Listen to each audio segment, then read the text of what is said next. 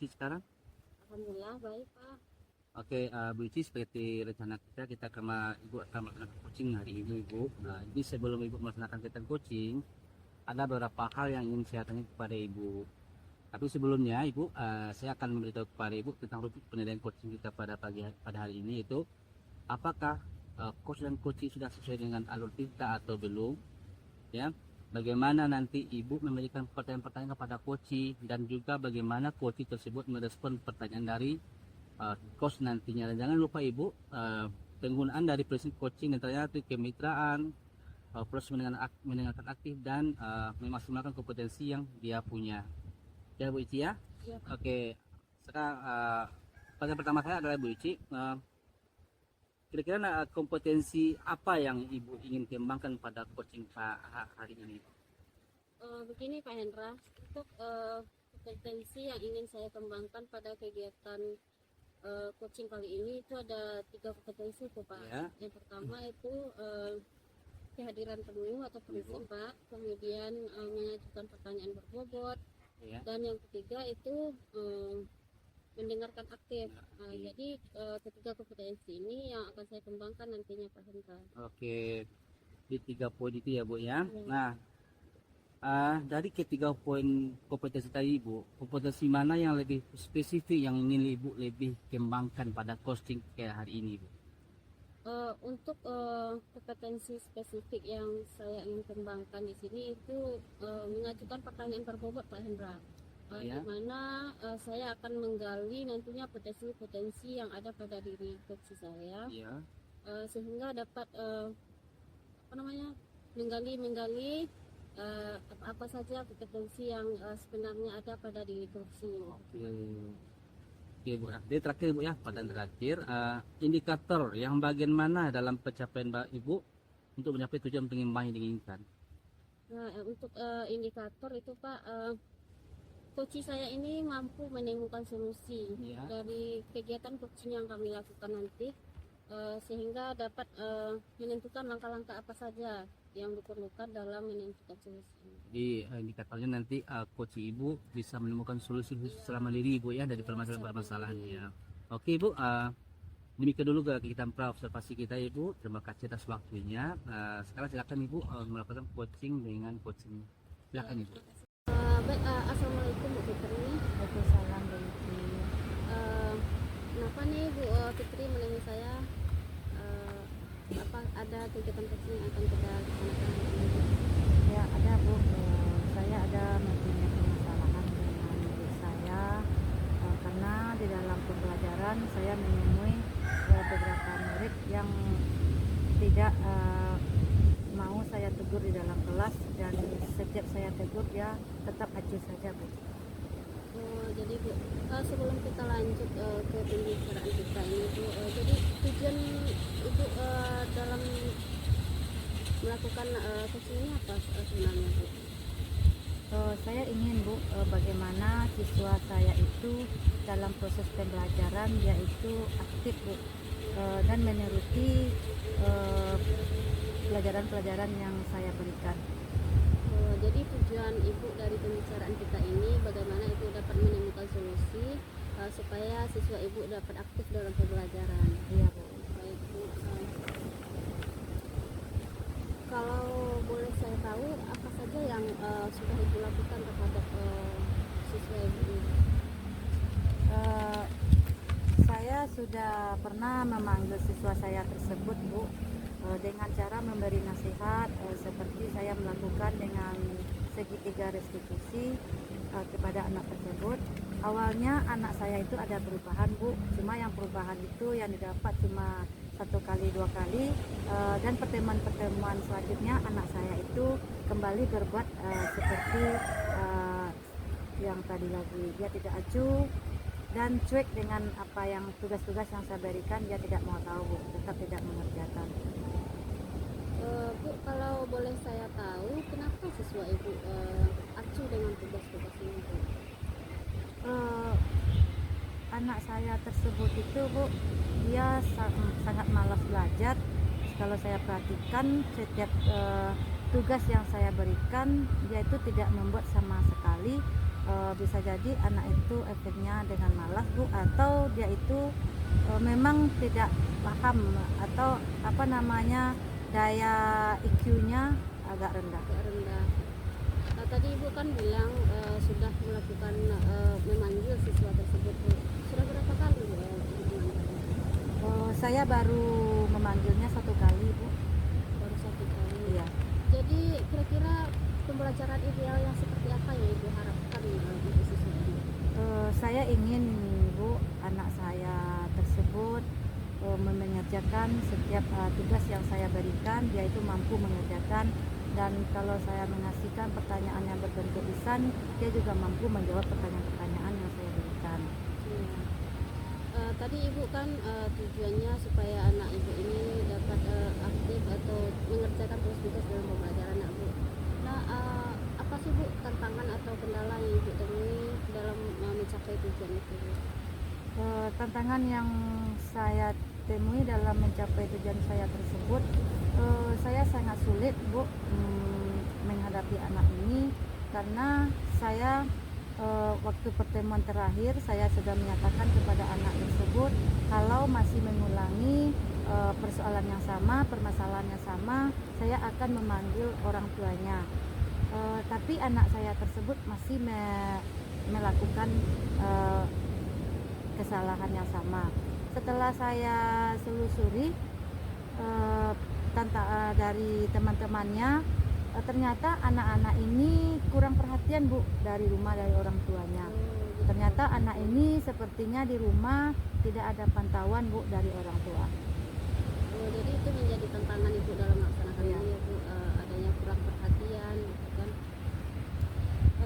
Begini Bu, sejauh pengalaman yang ibu mengajar, momen-momen apa saja yang membuat siswa itu malas dalam mengerjakan tugas Bu?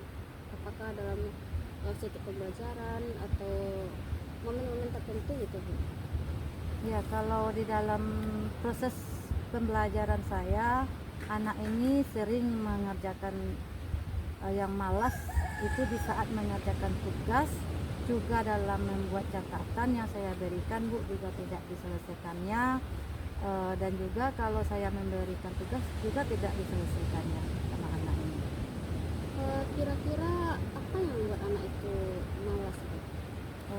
Itu saya kurang paham Bu, membuat dia malas. Bisa jadi anak ini kurang fokus Bu dalam belajar, karena saya itu seringnya masuk di jam-jam terakhir. Di jam-jam terakhir anak ini banyak yang tidak fokus di dalam jam mengajar. Itu yang membuat anak ini malas nampaknya Bu. Tidak fokus ya Bu? Ya, Berarti ada momen-momen anak ini membuat tugas itu Bu? iya, membuat tugas juga ada. Menurut ibu apa yang membuat dia tertarik dalam melaksanakan tugas itu Bu? Menurut saya membuat anak ini tertarik Bu, dulu pernah saya di kelas lain memberikan pembelajaran dengan menggunakan video pembelajaran Bu. Dalam video pembelajaran itu anak-anak, saya menarikan video-video ini yang menarik supaya anak itu bisa tertarik atau fokus melihat video tersebut. Di waktu itu anak sudah fokus waktu dalam jam pembelajaran. Jadi apa yang menjadi tolak ukur atau indikator ibu menyatakan bahwa anak ini suka dengan pembelajaran video?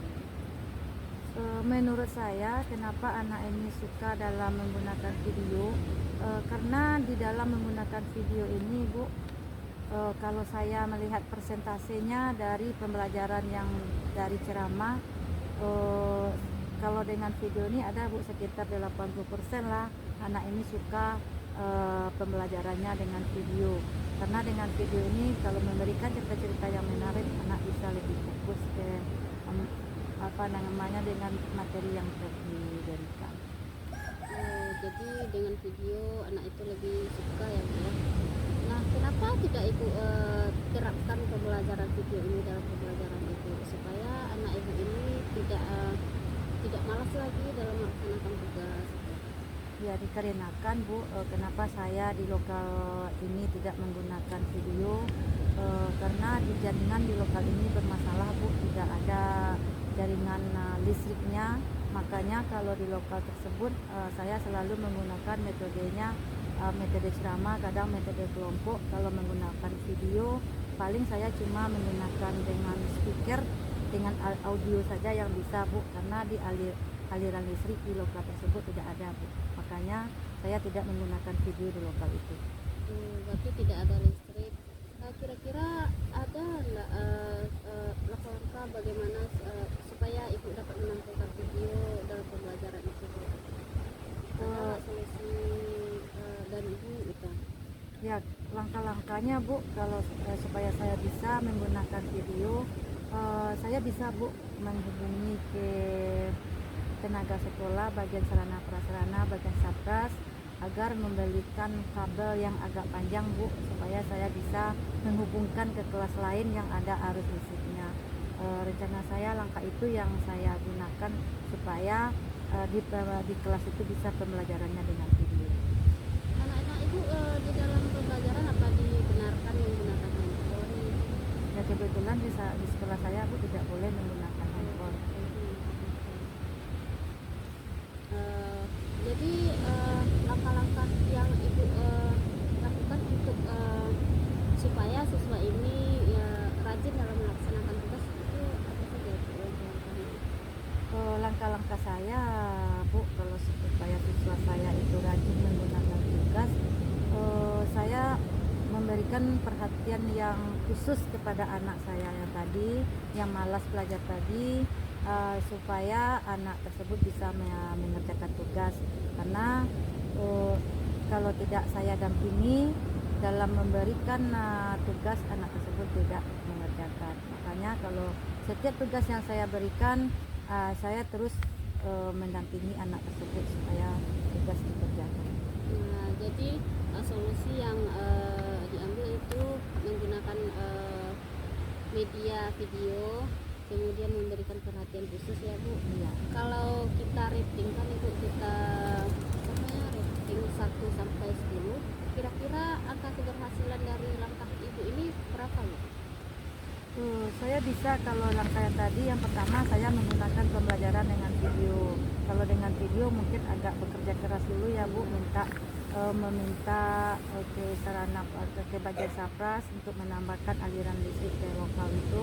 Tapi kalau langkah yang kedua tadi, saya akan mendampingi anak dengan cara membimbing anak supaya di waktu mengerjakan tugas itu tugas diserahkan.